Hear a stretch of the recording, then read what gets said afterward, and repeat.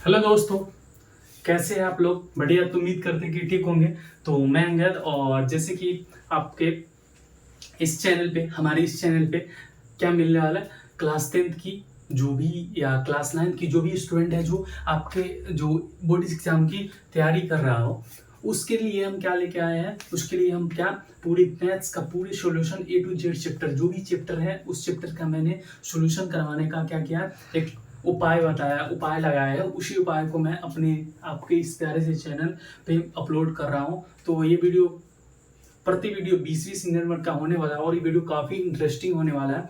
तो पहले ही क्लास में, जो पिछले कुछ क्लास हुआ उस क्लास में मैंने आपका जो पहला नंबर रियल नंबर्स को क्या किया, मैंने रियल्स नंबर को आप क्या किया, खत्म कर लिए। तो आई होप, मुझे आशा होगा कि आपने रियल नंबर्स पढ़ के आया होगा। और आज ये चैप्टर जो होने वाला है वो कोई रियल नंबर्स के ही इर्द गिर्द वाले चैप्टर है। तो ये काफ़ी इंटरेस्टिंग होने वाला है। तो आई होप ये वीडियो काफ़ी अच्छा होने वाला है। तो दिस चैप्टर, आज जो हम चैप्टर पढ़ाने वाले उस चैप्टर्स का नाम क्या है, हमारे पास क्या होने वाले हैं, बहुपद। क्या क्या होने वाले हैं,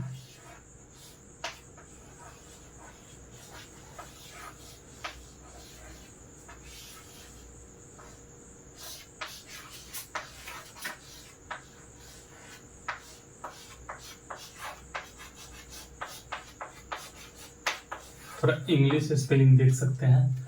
क्या है चैप्टर नेम, क्या है, पॉलिनोमियल्स। तो सबसे पहले जब आप, मैं ऐसा करके यही चल रहा हूँ कि आपने क्लास 9 में जो भी पढ़ा होगा उसमें आपने पॉलिनोमियल्स के बारे में अच्छे से स्टडी किया होगा, उसमें आपने बहुत पढ़ा होगा। ये हम आशा करते हैं।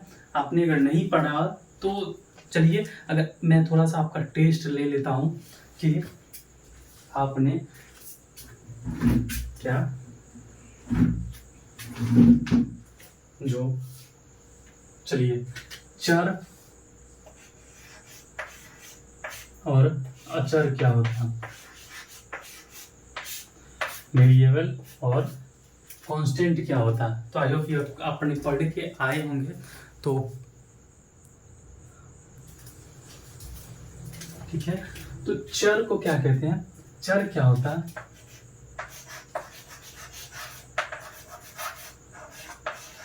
वेरिएबल। काफी अच्छा, बहुत ही अच्छा जवाब रहा आप लोगों का। तो बहुत ही अच्छा रिस्पॉन्स है, जो कि ऐसे ही आप जवाब देते रहें। और आगे की ओर चलिए, तो आगे की ओर हम चलते हैं। क्या, वेरिएबल्स क्या होता है, वेरिएबल्स। और वेरी का ही मतलब क्या होता है, वेरी का मतलब क्या होता है, ये जो चर है ये वेरी, वेरी। और ये क्या होता है, एबल। दो शब्दों से मिलके ये बना है। क्या, इंग्लिश शब्दों की है, दो शब्दों से मिलकर क्या है, बना है, वेरी और एबल। ये BARY है और ये एबल है, वेरी। वेरी का मतलब क्या होता है, इसका जो हिंदी अर्थ होता है क्या होता है, बदलना। क्या, ये एक बदलने की प्रवृत्ति से होता है। और एबल का मतलब क्या होता है, जैसे योग्य। क्या होता है, योग्य। क्या होता है, योग्य होता है। वीरी मतलब, वीरी मतलब बदलते रहना, और ये क्या, योग्य।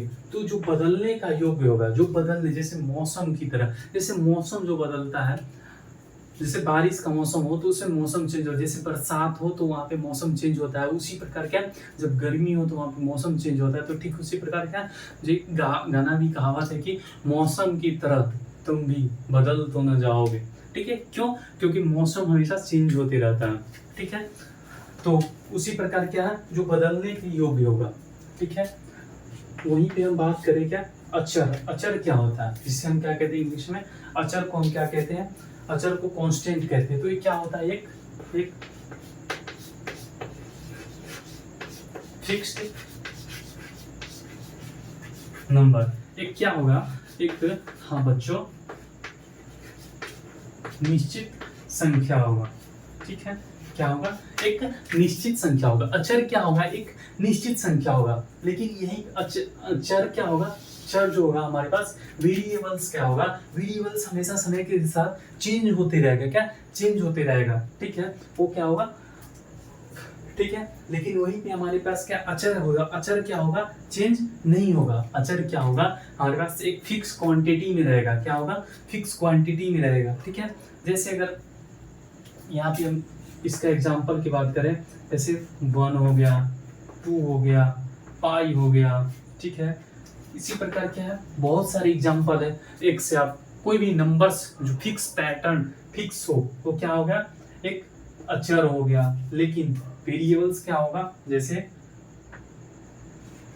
x हो गया, y हो गया, z हो गया, ठीक है। ये हमेशा चेंज होते रहेगा, ठीक है। तो इसको इंगित करने का एक व्यंजक है। तो इसको व्यंजक क्या होता है, आपने तो चर और अचर पढ़ा, क्या चर अचर पढ़ा। और व्यंजक की बात करें,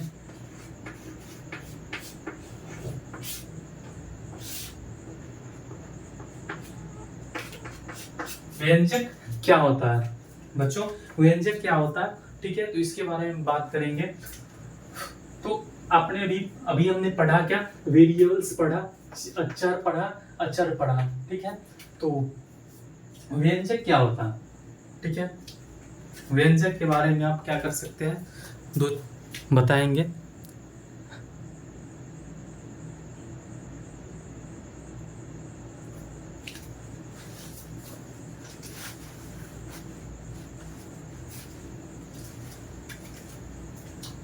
तो व्यंजक हमारे पास क्या होता है, जैसे हम व्यंजक में क्या करते हैं, दो संख्याओं को क्या मल्टीप्लाई कर सकते हैं, दो संख्याओं को क्या कर सकते हैं, जोड़ कर सकते हैं, ठीक है। सेम संख्याओं को गुणा कर सकते हैं, ठीक है, घट्टों कर सकते हैं,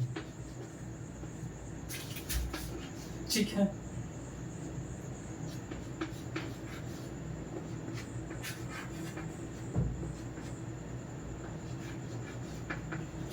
क्या हो गया, हमारे पास एक व्यंजक हो गया, ठीक है, व्यंजक हो गया। तो आई होप क्या आप इसको नोट डाउन कर सकते हैं।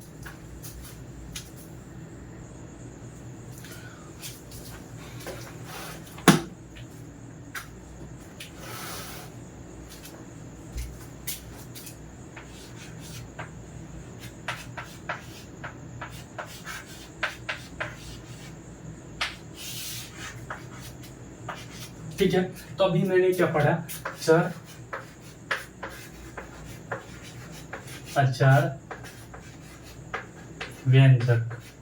अब हम बात करते क्या, हमारे पास ये जो बहुपद लिखा है, क्या बहुपद के बारे में हम पढ़ने का ट्राई करते हैं, ठीक है। बहुपद क्या होता है, ठीक है।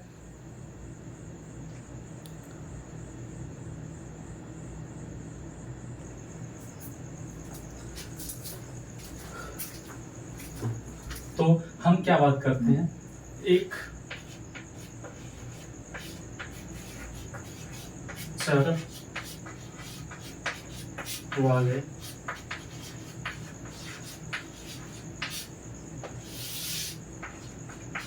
बहुपद की, ठीक है। तो हम क्या बात करते हैं, एक चर वाले बहुपद की, क्या बात कर रहे हैं, एक चर वाले बहुपद की। तो जब ये अभी हमने व्यंजक पढ़ा, व्यंजक में क्या हम x का x से मल्टीप्लाई कर सकते हैं, ठीक है। यहाँ पे x माइनस एक्स कर सकते हैं, ठीक है। x का x स्क्वायर से मल्टीप्लाई कर सकते हैं, x बाई 2 कर सकते हैं, डिवाइड कर सकते हैं, ठीक है। तो ये एक्स स्क्वायर होगा। यहाँ पे जरूरी थोड़ी ना है, यहाँ पे 0 हो सकता है, यहाँ पे एक्स क्यूब हो सकता है, यहाँ पे एक्स बाई 2 हो सकता है। तो यहाँ पे क्या होगा कि हमेशा वेरिएबल्स क्या होगा, ये जो है ये द्विघात त्रिघात 4 पद भी हो सकता है, ठीक है। तो इसी प्रकार क्या है कि ये जो एक चर वाले बहुपद होगा, इसमें हम क्या कर सकते हैं, ये X square plus X Y plus Y Z का भी रूप का हो सकता है, ठीक है। ये उसका भी रूप का हो सकता है, X Y plus Y Z plus Z Y Z के रूप का भी एक एलिमेंट्स हो सकता है, ठीक है। इस जैसे कि ये मेरे एग्जांपल के तौर पे हो गया क्या, x square plus 2x plus 3, ठीक है। ये क्या हो गया, जैसे ये क्या होता है, A X square plus B X plus C के रूप का होता है। तो इसी के रूप में क्या हो गया, X square plus 2x plus 3 के रूप के हो गया। हाँ, तो बच्चों पार्टी क्या हो गया, X square plus B X 2x plus 3 के रूप का हो गया, ठीक है। तो आई होप ये समझ के में आ रहा होगा। तो ये भी क्या है, ये भी क्या है, ये भी क्या है, एक व्यंजक ही है। क्या है, एक व्यंजक ही है। क्या है, एक व्यंजक का रूप ही है। ये भी क्या है, व्यंजक के रूप का ही है बच्चों पार्टी। ठीक है, तो जैसे ये x² + 2x + 3 है, तो क्या है, ये एक बहुपद हो गया। ठीक है, अब बहुपद का मतलब क्या होता है, बहु सारे। पद का मतलब क्या होता है, एक टर्म। क्या होता है, बहुत सारे। पद का मतलब क्या होता है, टर्म होते हैं। मतलब पद को इंग्लिश में टर्म कहते हैं। इसका मतलब क्या होता है, हिस्से,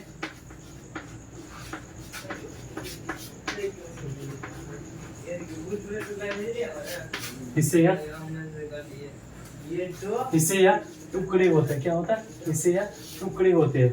पद बहुत सारे हिस्से या टुकड़े, जिसे हम क्या कहते हैं, इसका टर्मिनोलॉजी होता है। ठीक है, बहुपद मतलब बहुत सारे। क्या होता है बच्चों पार्टी, बहुत सारे हिस्से या टुकड़े। ठीक है, जैसे तो ये क्या हो गया, और हमेशा बहुपद का घात जो होता है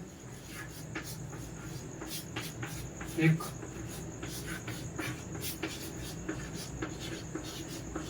पूर्ण संख्या होता है। ठीक है, ये याद रखिएगा कि बहुपद का घात क्या होता है। ये बहुत ही बार आपके एग्जाम में पूछा गया है। क्या होता है, बहुपद का घात क्या होता है, एक पूर्ण संख्या होता है। क्या होता है, बहुपद का घात क्या होता है, एक पूर्ण संख्या होता है। तो अभी हम आपको क्या करते हैं, याद करवाते हैं इसका जो तो फिर हम क्या पढ़ने वाले, व्यापक रूप।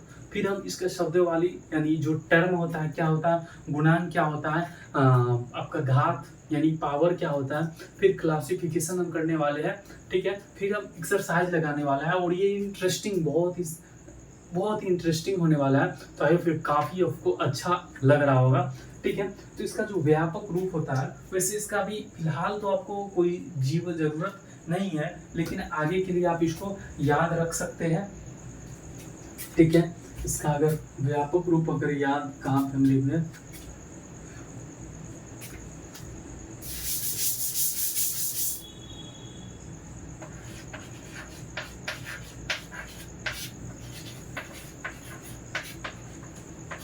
जब आप 9th 10th 12th में जाएंगे तो वहाँ पे आपको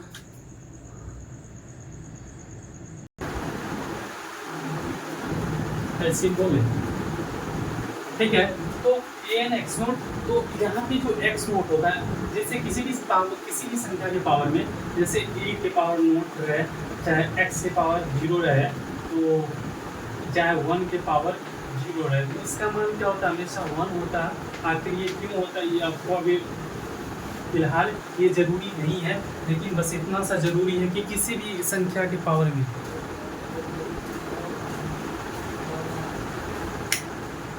किसी भी संख्या के पावर में अगर 0 हो, तो उसका वैल्यू जो होता है हमेशा क्या होता है, 1 के इक्वल होता है। क्या होता है, 1 के इक्वल होता है। तो यहाँ पे हम x नोट नहीं लिख के a नोट ही रहने देते हैं। तो इससे क्या होगा, हमारे पास ये आ गया। तो ये फर्स्ट टर्म हो गया। ठीक है, ये एक्सपोनेंट हो गया। ठीक है, ये क्या हो गया, एक्सपोनेंट हो गया, एक्सपोनेंट फंक्शन। ये फिलहाल आपको ये लिखने की भी जरूरत नहीं है, आप चाहे तो इसको स्किप भी कर सकते हैं, मतलब बस समझ सकते हैं। तो यहाँ पे जो an हो गया, an-1 हो गया, an-2 हो गया, a1 और a नोट हो गया, ये सब किसके इक्वल हो गया, सब हो गया आपके क्या, सब किसके इक्वल भी हो गया, सब अचर हो गया। क्या हो गया, अचर। और फिलहाल अचर है, मैंने पूछा है कि अचर क्या होता है। हाँ, तो अचर मैंने पूछा अभी जस्ट, तो अचर क्या होता है बच्चों, तो अचर आपने अभी ही पढ़ाया। अचर क्या, मैंने अभी ही पढ़ाया।